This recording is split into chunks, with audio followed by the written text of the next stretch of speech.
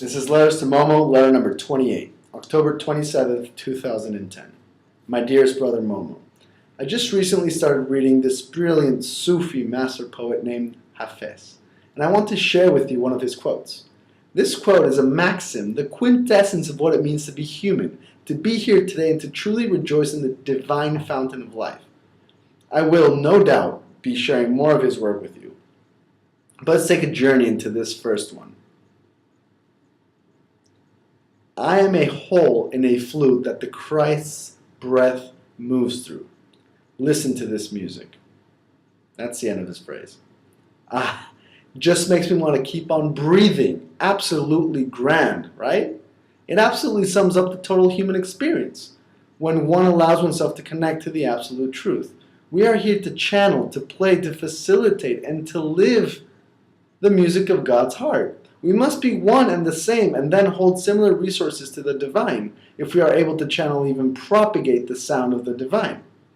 If this holds, then the recognition of the song, of that divine tune in our external world, must first be preceded by the same internal recognition.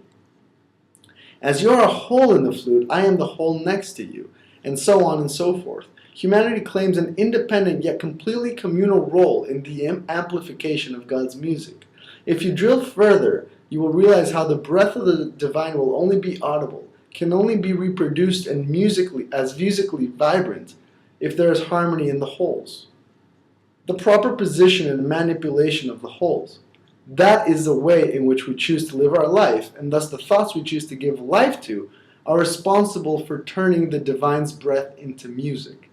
To hear the divine, we must all partake, and one cannot possibly exist without the other, as it is all one and the same, mutually exclusive yet communally dependent on our loving interaction.